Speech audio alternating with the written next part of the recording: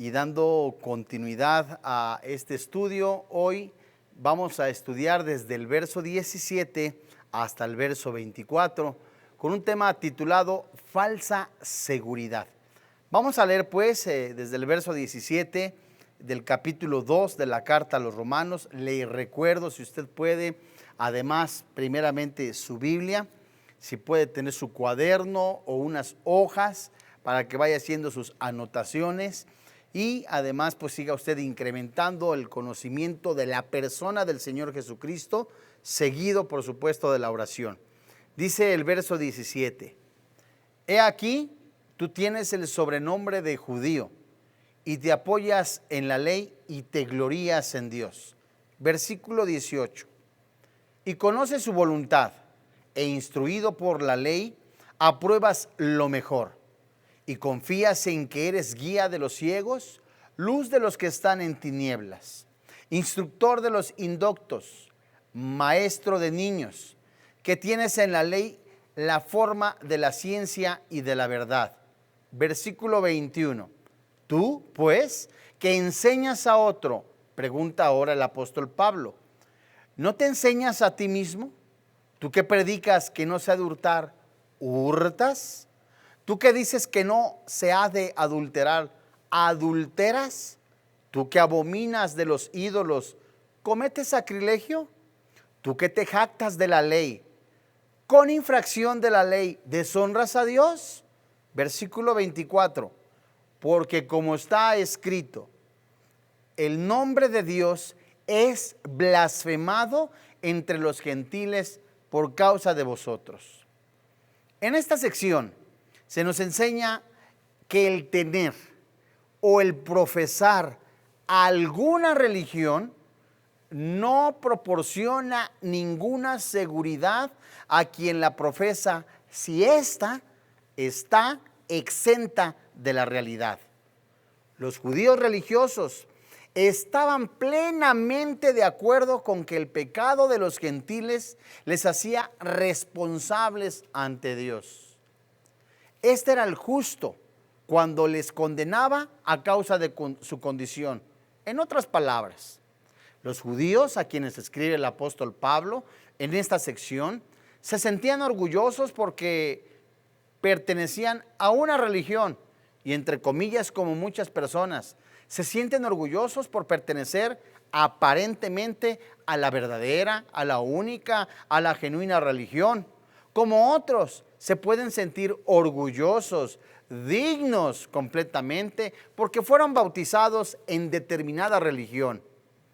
Ellos se sentían justos, condenaban a las demás personas, pero sin embargo, ellos no estaban dispuestos a admitir un plano de igualdad con los que se consideraban y ellos los catalogaban y describían como perros, incrédulos, y que estaban también, como describe el apóstol Pablo en la carta a los Efesios, alejados de los pactos de Abraham. Ellos, los judíos, a quienes el apóstol Pablo escribe, se sentían especiales, con muchos privilegios y entre otras cosas, la ley que Dios les había dado. Por tanto, ellos consideraban que no podían ser tratados igual que las demás personas, según su pensamiento. Ellos no podían ser igual que el pecador porque ellos ya eran salvos, porque cumplían la ley según ellos. Pablo los sitúa delante del tribunal de Dios y aporta las pruebas que dan evidencia de la responsabilidad, su responsabilidad y lo más triste, su fracaso y su falsa seguridad. Por tanto, Dios tiene el pleno derecho a juzgarlos, a sentenciarlos como a cualquier otro pecador. Vayamos pues a la luz de la palabra de Dios y comencemos con este estudio en Romanos capítulo 2, versículo 17 y examinemos y veamos lo que el Espíritu Santo nos enseña. Y como acostumbradamente vamos a ver palabra por palabra en su momento o frase por frase en cada versículo. Dice el versículo 17, he aquí, tú tienes el sobrenombre de judío, te apoyas en la ley y te glorías en Dios. Por lo menos vamos a trazar en 3 frases este versículo. La primera frase a estudiar es: he aquí, tú tienes el sobrenombre de judío. La expresión tienes, el sobrenombre, es una sola palabra en el griego. Es un vocablo compuesto de sobre y nombrar, es decir, sobrenombrar. Después del regreso del cautiverio babilónico, los israelitas se identificaban primordialmente con la tribu de Judá. Eran conocidos generalmente como judíos, y parece ser llamarse judío era un motivo de orgullo personal. El nombre era honorable, judío. El pueblo era el pueblo de la promesa. Y además, de acuerdo a lo que dice Éxodo capítulo 19, verso 6, Deuteronomio capítulo 10, versículo 15, Isaías capítulo 43, versículo 20 al 21, era un pueblo que Dios había elegido. Además, en Juan capítulo 4, verso 22, dice que la salvación procede de los judíos. Este título era tomado como un orgullo nacional. Y por muchos tiempos, Pablo estaba haciendo el énfasis ahora en esta carta, en este capítulo y en ese versículo, que deberían de sentirse profundamente humildes por el favor recibido inmerecidamente. Ahora pues, vayamos dentro del versículo 17. He aquí que tienes tú el sobrenombre de judío. Es decir, tenían un nombre sobrepuesto. Seguido de esto, te apoyas en la ley. Esta frase te apoyas es un vocablo compuesto de sobre, descansar. Esta frase describe la confianza ciega del judío en la ley. El judío se había equivocado en cuanto al propósito de la ley. La ley no fue dada como un instrumento de salvación. Y de manera equivocada muchos judíos tomaban la ley como diciendo: tenemos la ley, con eso somos salvados. Como decir, tenemos la Biblia, no la vivimos, pero la tenemos, con eso somos salvados. Pertenecemos a la religión universal. Bueno, quizá fuimos bautizados, confirmados, con eso somos salvados. No, amigo, esa es una falsa confianza. La ley no fue dada como un instrumento de salvación, sino para conducir al pecado al Salvador. Y el judío, sin embargo, piensa que es salvo porque tiene la ley o vive en una esfera de la ley. Ellos consideraban que el conocimiento e instrucción de la ley bastaba para ser aprobados por Dios. Es decir, si yo me sabía los 1189 capítulos que tiene la Biblia, si yo me los memorizaba, con eso yo era salvo. Si yo me aprendía los mandamientos de la Santa Madre Iglesia, con eso bastaba y sobraba para ser salvo. Pero si también yo me sabía o me aprendía todo el catecismo de la Iglesia Universal, también era salvo. Eso es completamente un error. Ellos creían, consideraban que el esfuerzo personal para cumplir la ley les permitía alcanzar una justicia de salvación. Lo que ofrece la religión a usted le ofrece que si cumple los mandamientos externos, que si cumple las ordenanzas, los ritos ceremoniales, usted tiene la salvación. No, amigo, no es así. La frase siguiente en el versículo 17, te glorías, era sentirse orgulloso, se jactaban. Y el judío se sentía orgulloso de un monoteísmo, es decir, nosotros tenemos al Dios vivo. Era bueno, pero en el profundo del corazón únicamente tomaban a Dios como si fuera un Dios de buena suerte. Tal como alguna religión popular dijera, los cristianos no tienen lo que nosotros tenemos. Nosotros tenemos el Santísimo. Nosotros tenemos también los mandamientos de la Santa Madre Iglesia. No es suficiente para salvación. Eso dice la Biblia. Y precisamente el argumento de Pablo aquí es ver al judío religioso que Dios también es Dios de los gentiles. Vayamos pues también al siguiente versículo, en Romanos capítulo 2, versículo 18. Esto es muy interesante porque estamos viendo que después de que Pablo les está diciendo, te llamas, tienes nombre te apoyas en la Biblia, descansas en ella, te pavoneas de ella. Pero, versículo 18, aparte de que tienes la Biblia, aparte de que te pudieras saber los 1189 capítulos de la Biblia, aparte de que sabes tantas cosas de la Biblia, conoces, verso 18. Esta palabra conocer es saber y llegar a un conocimiento, pero un conocimiento experimental, que lo vivieron. Los judíos vieron de manera generacional la bendición en la mano de Dios.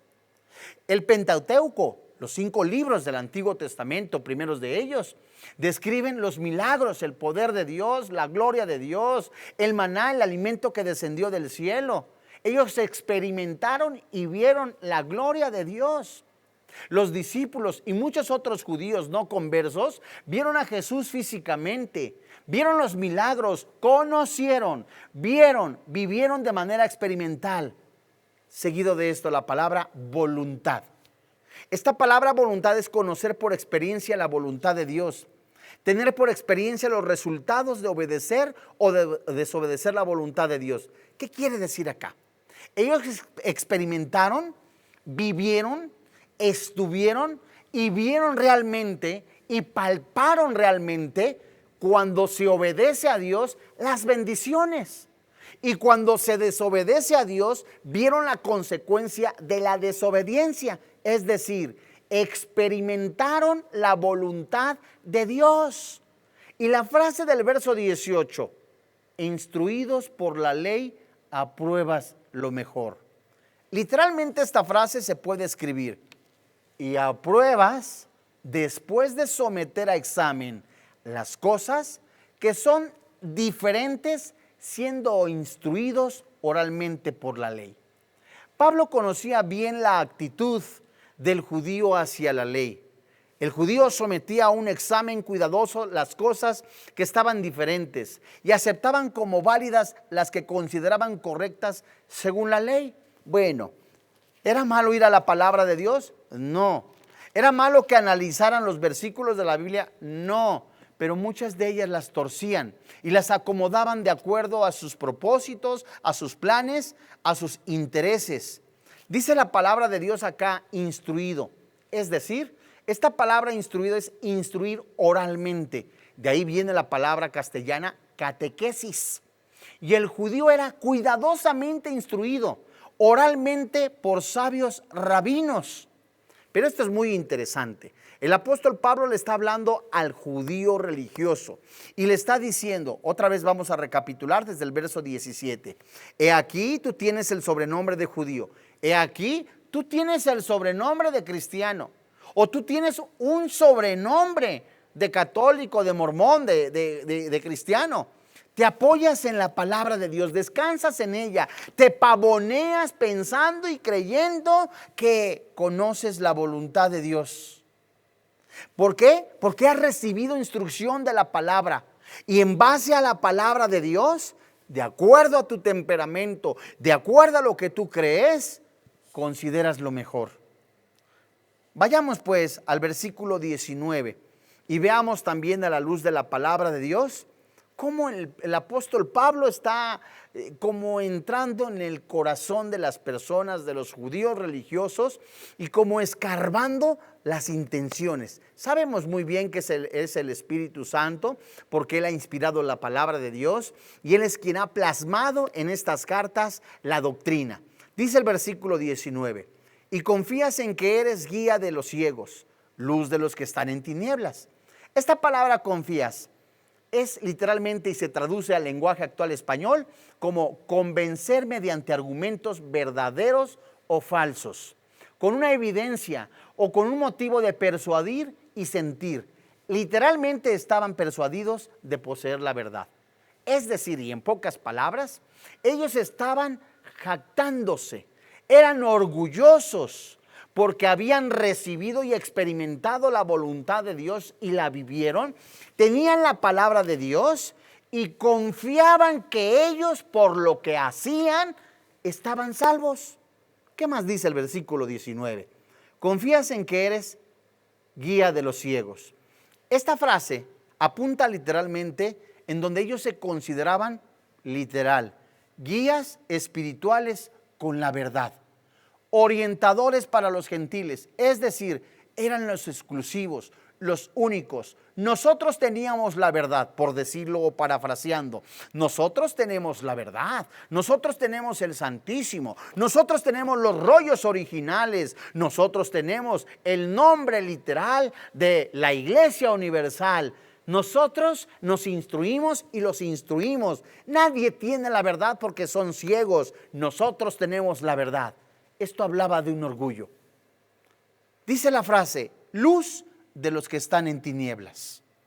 Esta frase, puesto que las naciones están en tinieblas y por tanto ellos poseían la verdad, eran los únicos en poseer, en poder conducir a la verdad. Pero ellos literalmente y francamente estaban ciegos espirituales. Llevaban a los otros al mismo fracaso porque no discernían entre el bien y entre el mal. ¿Cómo podemos comparar esto? Acompáñeme, si es tan amable, a Mateo capítulo 15, versículo 14, en donde el evangelista Mateo escribe lo que el Señor Jesucristo con sus labios expresó. Mateo capítulo 15, versículo 14. Dice el Señor Jesús: dejadlos, son ciegos, guías de ciegos, y si el ciego guiare al ciego, ambos caerán en el hoyo.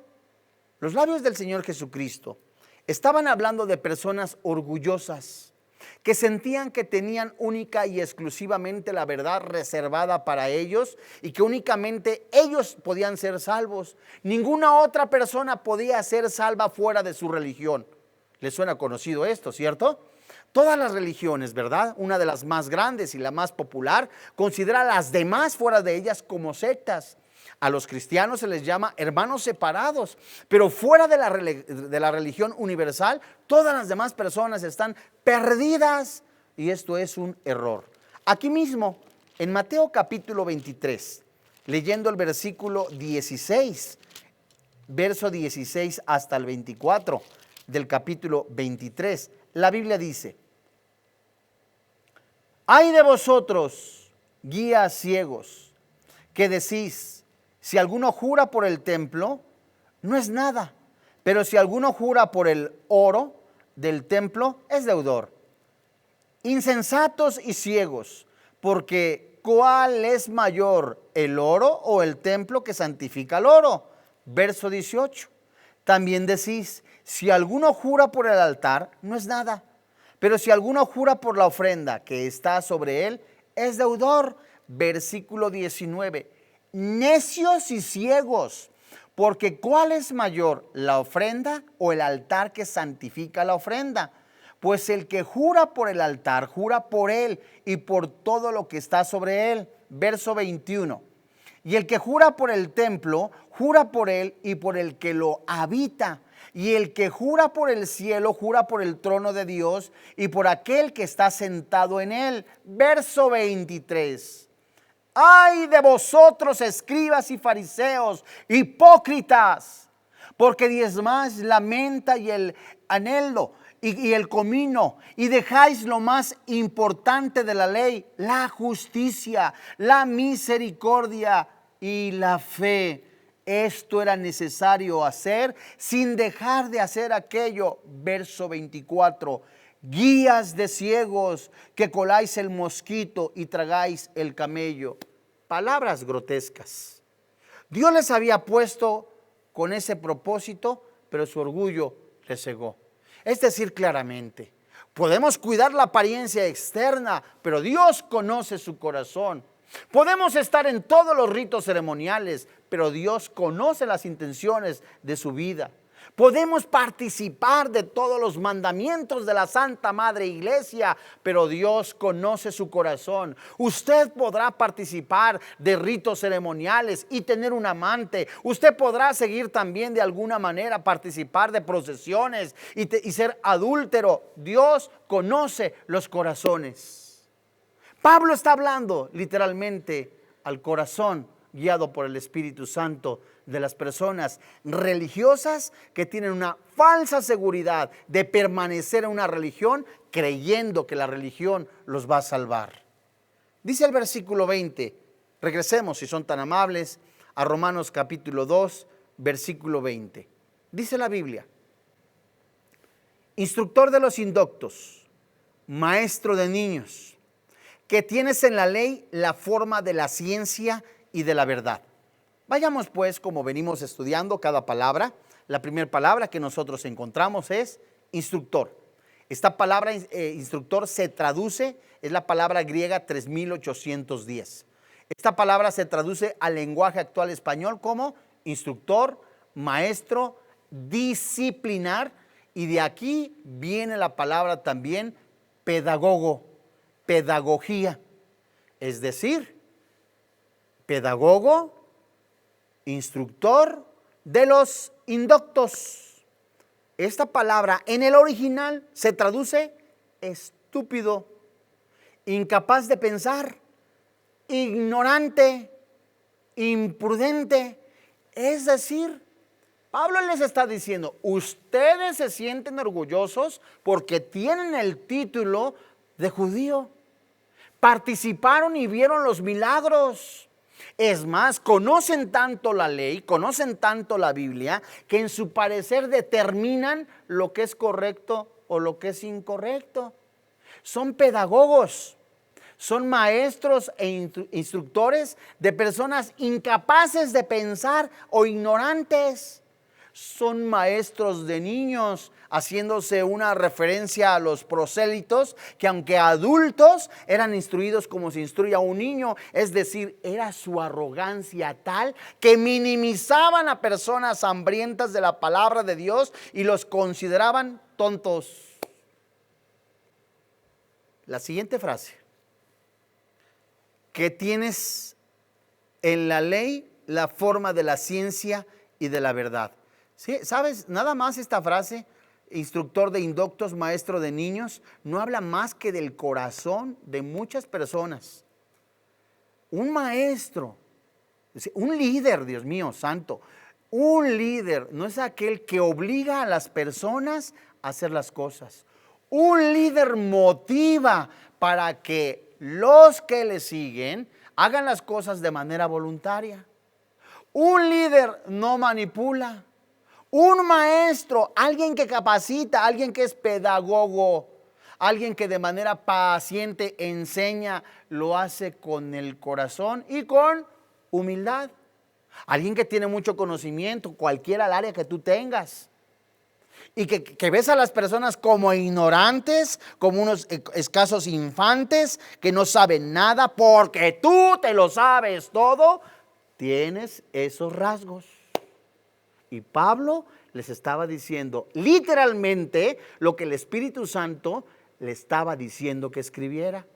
Ustedes que se sienten muy uyuyuys, que se sienten la última gaseosa en el desierto, ustedes que se sienten literalmente el último hielo de la nevera, se sienten tan pavoneados que están minimizando a aquellos que quieren aprender.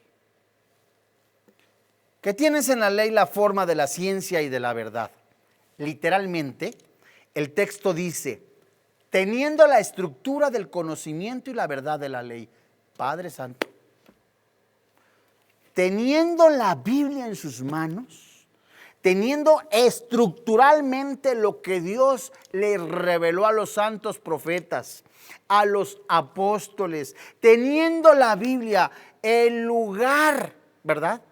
Teniendo el bosquejo, dicho más claro, donde la Biblia proporciona el bosquejo que tiene que ser llenado con una comunión personal con Dios, teniendo el bosquejo, queriendo buscar la presencia de Dios, se sentían más capaces, orgullosos de hacer las cosas de manera intelectual, de hacer las cosas de manera mecánica, de hacer las cosas más de manera que se vea bonito. No importa que esté en adulterio, no importa que esté en fornicación, no importa que reciba aplausos, la gloria es para mí. Ese es un error. Esa palabra que tienes la ley de forma de ciencia y la verdad se traduce literalmente teniendo la estructura del conocimiento y la verdad en la Biblia. O sea, sabían Biblia. Es más, eran capaces de distinguir un buen bosquejo. Y en lugar de buscar la comunión con Dios, había un juicio. La comunión personal con el Dios vivo y verdadero es lo que debe de llenar todo mensaje de la predicación. tenían el bosquejo, tenían la Biblia, pero les faltaba la realidad del mismo.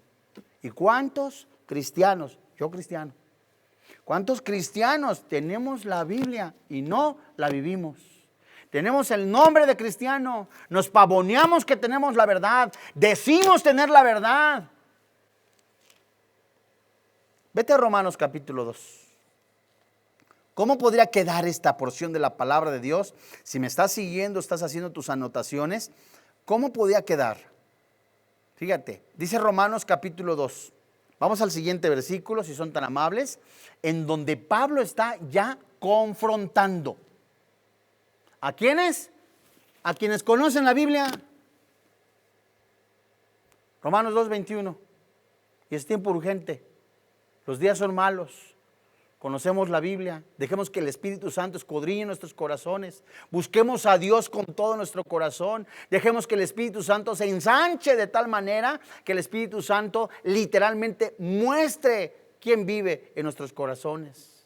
No podemos continuar, seguir jugando a la iglesita. Son días en los que tenemos que buscar allí en tu oficina, en tu casa. No puedes salir a la calle. Allí en tu casa busca a Dios con todo tu corazón, con todas tus fuerzas. Permite que el Espíritu Santo examine en estos días, en estos 40 días, a solas con el Señor. Romanos capítulo 2, versículo 21, dice la Biblia. Aquí vas a procurar, voy a ir un poquito más despacio, porque vamos a ver varias frases. Mira, dice la Biblia, Romanos capítulo 2, versículo 21. ¿La tienes?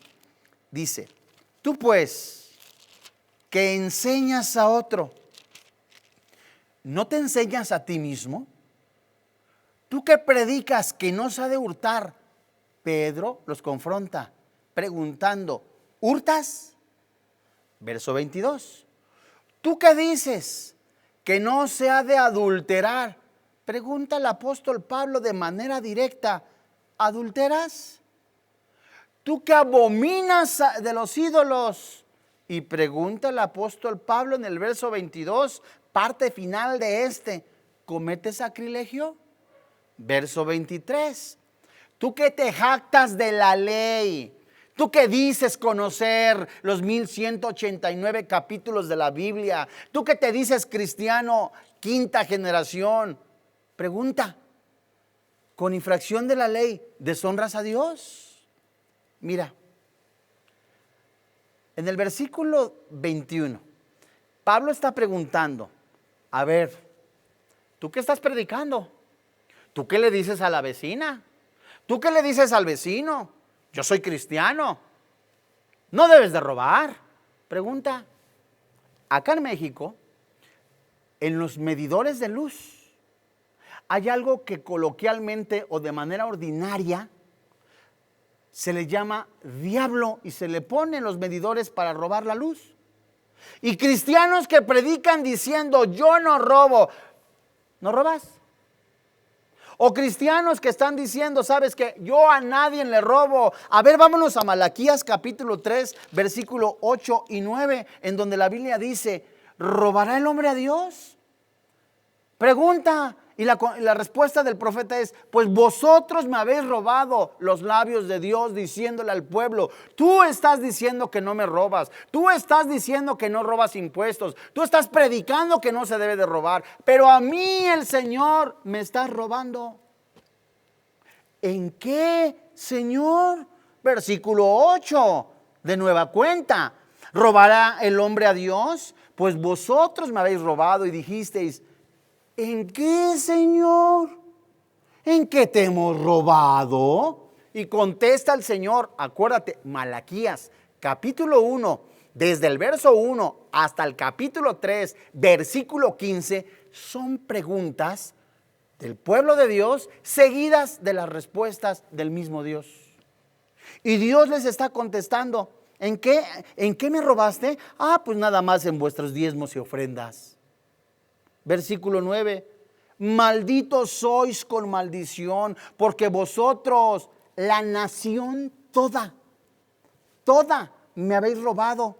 Y la chanza, la oportunidad, de restaurarse. Verso 10. Traer todos los diezmos al alfolí, haya alimento en mi casa y probarme ahora en esto. ¿Quién dice? El Señor, dice Jehová de los ejércitos. Si no, abriré las ventanas de los cielos y derramaré sobre vosotros bendición. Ahí se desprenden 7 bendiciones. No va a faltar el que diga, ay, es que los diezmos son del Antiguo Testamento. Mayor responsabilidad hay ahora en el tiempo novatestamentario. Porque es como Dios te pone en el corazón. Es como Dios te ha dicho de manera directa a ti en tu corazón. ¿Y tú qué dices? No sé de hurtar. Pregunta Pablo, ¿estás robando? Verso 22. Lo volvemos a leer. ¿Tú qué dices? Que no sé adulterar. Pregunta Pablo, ¿adulteras? Primer pregunta en el versículo 22. Hablaban de no adulterar. Y algunos enseñaban de manera torcida el divorcio. Este es un tema que tiene que ser llevado hacia la consejería dependiendo del caso. Pero ellos, vayamos a Mateo capítulo 19 y confirmemos lo que dice la palabra de Dios. Mateo capítulo 19, verso 2, y dice la escritura. Y le siguieron grandes multitudes y los sanó allí. Dice la porción escritural, Mateo 19, verso 12 en adelante. Entonces vinieron a él los fariseos tentándole y diciéndole, ¿es lícito al hombre repudiar a su mujer por cualquier causa?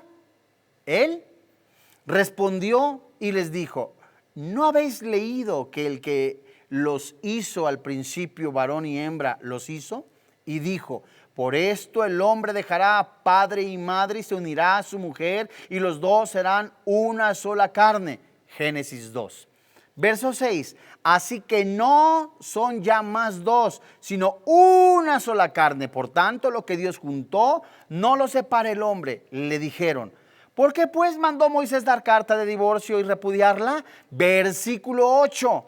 Él les dijo, por la dureza de vuestro corazón, Moisés os permitió repudiar a vuestras mujeres, mas al principio no fue así. Y yo os digo que cualquiera que repudia a su mujer, salvo por causa de fornicación y se casa con otra, la Biblia dice, labios del Señor Jesús, adultera. Y el que se casa con la repudiada, adultera. Esto es impresionante. Ellos enseñaban, no debe de haber divorcio. Pero repudiaban a la esposa porque no sabía hacer frijoles con cebolla o con cilantro o frijoles mexicanos. O repudiaban a la mujer porque no sabía coser. ¿Sabes qué? Esta mujer no vale.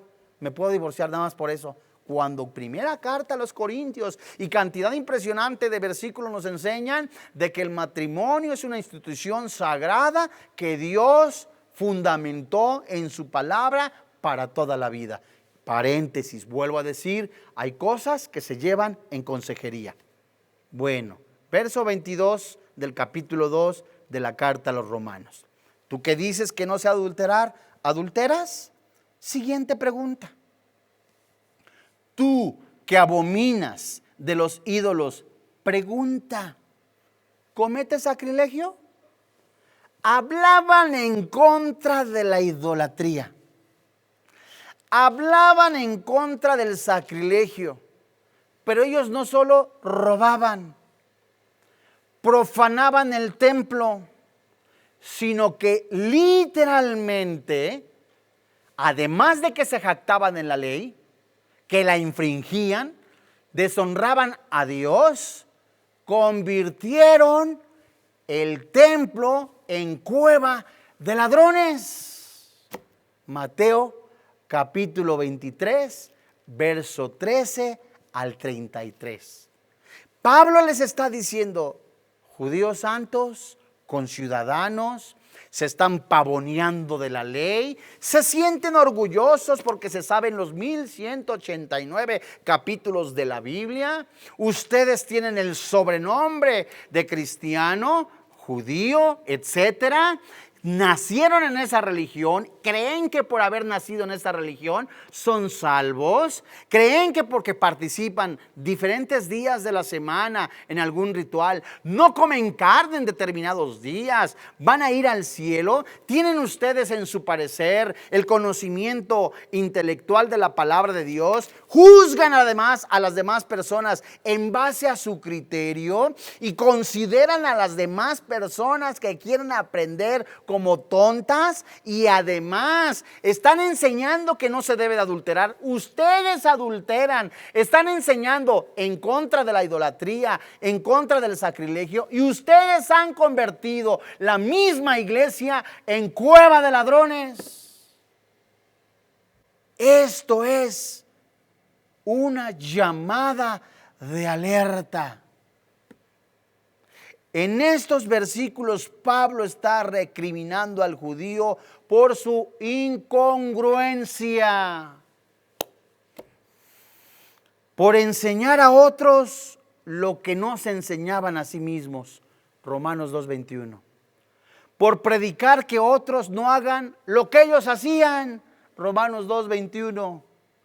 Por hacer lo que prohíbe la palabra de Dios y ellos lo hacían. Por su completa religiosidad e hipocresía. Romanos 2:22. Por su superficialidad en el manejo de la ley. A los demás los juzgaban, a los demás los señalaban, a los demás los condenaban, pero cuando eran ellos, se hacían, como decimos los mexicanos, de la vista gorda. Observamos pues lo siguiente, las siguientes frases. Tú que enseñas, literalmente se traduce el que enseña o el enseñador. Tú que predicas, literalmente se puede traducir el que proclama o el proclamador. Tú que dices, literalmente se puede traducir de esa misma manera, el que dice. Y la frase tú que abominas, literalmente se traduce el que abomina, el que aborrece o el aborrecedor. En consecuencia de esta conducta pecaminosa, ¿qué dice el apóstol Pablo? Vayamos pues a Romanos capítulo 2, versículo 24. Y de acuerdo a lo que el Espíritu Santo está diciendo y el carácter, el temperamento de estas personas religiosas, ¿sabes cuál era la consecuencia?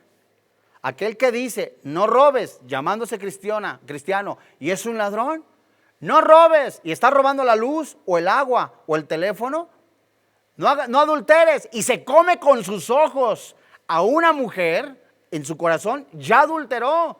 Aquel que está diciendo, no hagas esto, y lo está haciendo, hay una consecuencia, amiguito, que te van a decir, como muchas veces te han dicho, y eres cristiano. El nombre de Dios es blasfemado entre los gentiles por causa de ese pésimo testimonio, esa incongruencia.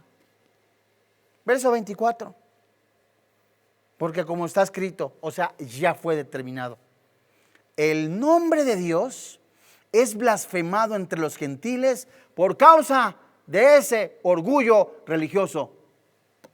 Pablo cita en este versículo Isaías 52:5, que a continuación voy a leer. Dice la palabra de Dios.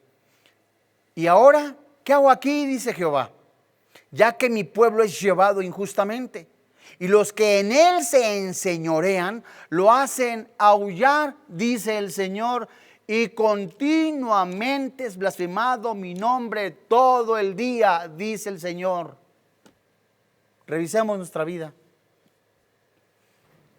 Preguntémonos por qué está permitiendo Dios que muchos no salgan de sus casas, que estén en su hogar en un tiempo de oración, reflexionando la vida que se está llevando. ¿Verdaderamente somos cristianos genuinos?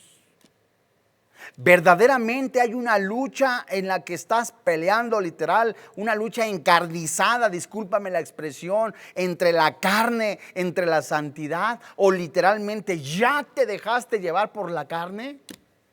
¿Verdaderamente estás convencido de que la paga del pecado es la muerte, que Jesús murió por ti y por mí en la cruz? ¿Verdaderamente estás convencido de que la paga del pecado es la muerte, que no se juega? Este efecto del mal testimonio del religioso hacía que el nombre de Dios, el Dios mismo, fuese blasfemado entre quienes no son cristianos. Y el judío debía guiar al gentil, como usted, como yo, en lugar de estar participando de chismes, murmuraciones, críticas, tantas cosas obsoletas. Llevar el evangelio, predicar primeramente con su vida, apartarse del camino incorrecto y convertirse realmente en un verdadero adorador a Dios. Muchos judíos no se atrevían ni a pronunciar el nombre de Dios. Ay, Dios santo, no digo Jehová, no digo Yahvé, porque mis labios son impuros. Pero sí decían majaderías en la calle. Ay, Dios, no tomes el nombre de Dios en vano, no hagas esto. Pero le mencionabas el 10 de mayo a tu esposa, a tu esposo o al vecino.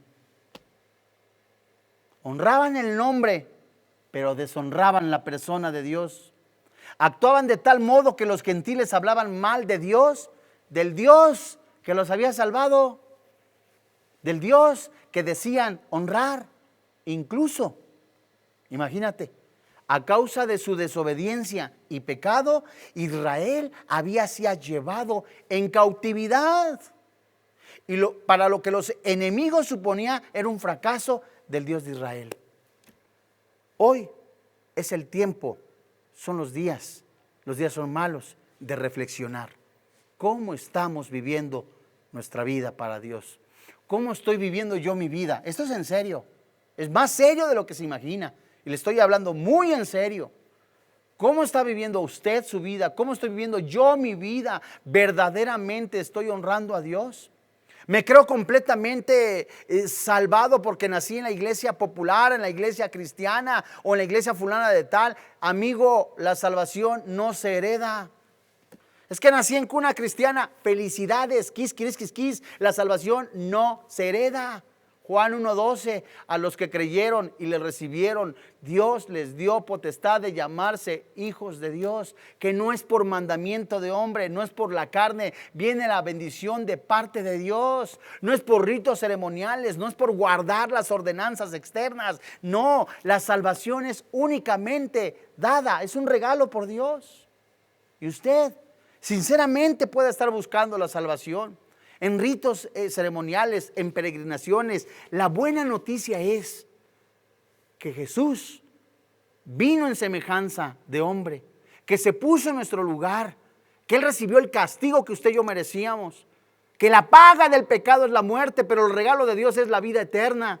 Basta con creer y decir: Señor, verdaderamente tú, Jesús, eres el autor y consumador de la fe, palabra fiel y digna de ser predicada a todos, que Cristo Jesús vino al mundo a salvar a los pecadores, y dice Pablo, de los cuales yo soy el primero. Esa es la fe que nosotros predicamos, que si confesares con tu boca que Jesús es el Señor, que Dios le levantó de entre los muertos, la Biblia dice, eres salvo, hay perdón en Jesús.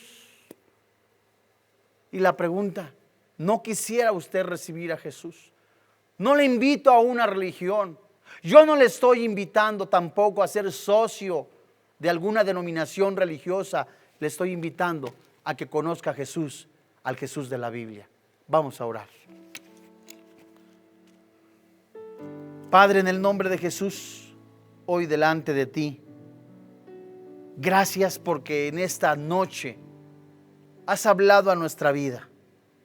Examina nuestra vida, nuestro corazón, muestra nuestros pecados, nuestras intenciones, nuestros pensamientos, para confesar todas nuestras iniquidades. Hoy en esta noche ponemos en tus manos nuestra alma, nuestro espíritu, nuestro ser, sabiendo plenamente que como hijos tuyos hemos sido lavados con la sangre del Cordero. Y en medida que te busquemos con todo nuestro corazón, con todas nuestras fuerzas, nuestras decisiones, nuestro andar diario, será guiado por el Espíritu Santo y el nombre del Señor Jesucristo sea glorificado. Hoy en esta noche hay personas que no conocen a Jesús. Pueden haber conocido a un Jesús que enseña la religión. Hoy el Jesús de la Biblia, el Jesús que se hizo carne, quiere habitar, vivir en usted. ¿Qué debo de hacer? Seguro usted se preguntará. ¿De esta manera puedo recibirle? ¿Sabe? Jesús es Dios por sobre todas las cosas. Jesús está en todos los lugares y Jesús está tocando la puerta de su corazón. Venga Jesús. Así como está usted sucio, usted puede decir, ¿sabe? Deme oportunidad, quiero arreglar la situación con fulano, con mengano, o que acabe la pandemia, voy a reflexionarlo, o que acabe que muera mi pariente. No, amigo, hoy es el día. Es el día en que Jesús está hablando a su vida. Es el día en que le está diciendo, quiero entrar en tu corazón, así como estás de sucio. Y dígale, Señor y Dios, hoy en esta noche reconozco que soy pecador. Creo que la paga del pecado es la muerte, pero el regalo de Dios es la vida eterna. Hoy creo que Jesús se puso en mi lugar. Él recibió el castigo que yo merecía. Creo que murió, resucitó, dándome vida eterna. Creo con todo mi corazón y confieso con mi boca que Jesucristo es mi Salvador personal. Hoy te doy gracias por quien vive y reina en mi corazón, Cristo Jesús. Amén. Gracias a Dios. Si usted ha recibido a Jesucristo como su Señor y como su Dios, ha hecho esta oración aparentemente sencilla, pero con trascendencia eterna y con el poder del Espíritu Santo, usted es nacido de nuevo. Yo le invito a que usted lea el Evangelio de Juan, donde se muestra el amor de Dios, la carta a los Romanos, que nos enseña la doctrina del Evangelio del Señor Jesucristo, que conozca cristianos. Y a nombre de nuestros pastores, el doctor Armando Alducin, Martita Alducin, de todo el cuerpo pastoral de Vida Nueva para el Mundo, les damos las gracias, agradecemos sus oraciones y que nos haya sintonizado. Que Dios le bendiga. A nombre de Vida Nueva para el Mundo, seguimos siendo iglesia, somos una familia. Que tenga paz. Vida Nueva para el Mundo se sostiene y propaga el mensaje de salvación de Jesucristo. Gracias a Dios, provee recursos para crear una comunidad y organización sana. Llevemos juntos el Evangelio de Jesucristo al mundo entero. Realizamos eventos, seminarios, congresos y diferentes programas para dar a conocer el mensaje de salvación y el poder de nuestro Señor, transformando y edificando vidas de mujeres, hombres, niños alrededor del mundo. ¿Qué pasa cuando decides hacer tu donativo? Aunque no puedas llevar la palabra personalmente a todo el mundo, de esta forma lo estás haciendo. Con tus donativos o aportaciones, estás sembrando y formando parte de lo que Dios está haciendo en su obra. Estás ayudando a traer luz a la oscuridad, paz al conflicto y esperanza a los que no tienen ninguna. Dona desde México.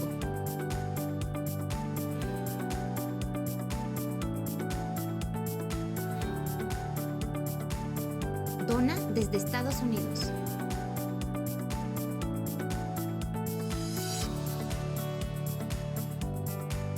Para el resto de donaciones de otras partes del mundo, www.vidanuevaparelmundo.org.mx/dona. Estamos cumpliendo la gran comisión. Por tanto, vayan y hagan discípulos a todas las naciones, bautizándolos en el nombre del Padre, del Hijo y del Espíritu Santo, enseñándoles que guarden todas las cosas que les he mandado. Y he aquí que yo estoy con ustedes todos los días hasta el fin del mundo.